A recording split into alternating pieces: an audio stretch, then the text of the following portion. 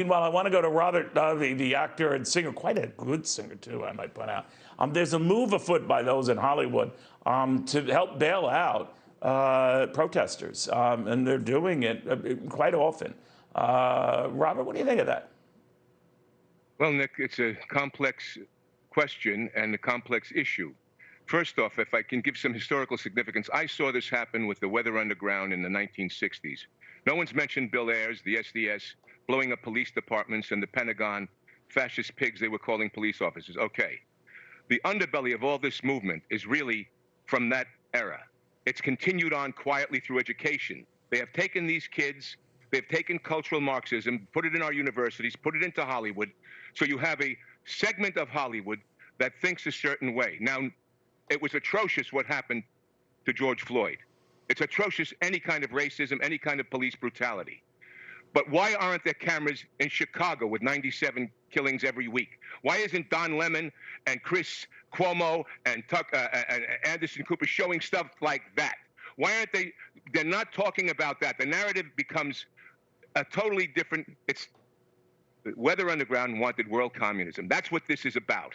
This is about world communism using racism, which is an endemic problem. But there's been slaves. Italians were slaves. Irish were slaves. Muslims were slaves. Christians were slaves. We have this going on. I believe one party has kept this, and I go to black leadership and white leadership on both parties. Why aren't they talking about this issue of race and slavism? Why isn't there a bigger conversation made about this right now? Where are they? How come it's only a one-sided conversation instead of the systemic issue that's been propagated by both sides? Now, why aren't there charities for the business owners? You will argue, though, Robert. You will argue, Robert, that Floyd's treatment was wrong. That what the police there was wrong. It was. And that, so when you see these, wait a minute. When you see these peaceful protests, there's nothing wrong with that. You have a problem when they veer into something else, right? The rioting, the peaceful protest, I would walk with them. I would be there. I am there emotionally. But I have a problem with the rioting, the destruction of American and businesses, the underbelly of our country. And I think foreign influences have been infecting this quite a bit. And we have a right, of course. We have to go out there and we have to fix this, but we don't have to destroy or tear down. This country has been making progress incrementally.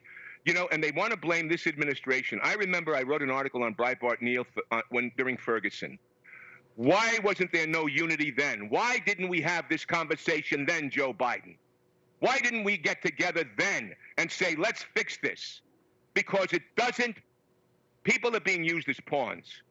As much as this is difficult, and our hearts go out to George Floyd and any victim of police brutality. Look, a couple of times I was stopped by the cops when I was an unknown actor and I looked like a tough guy, and even later on.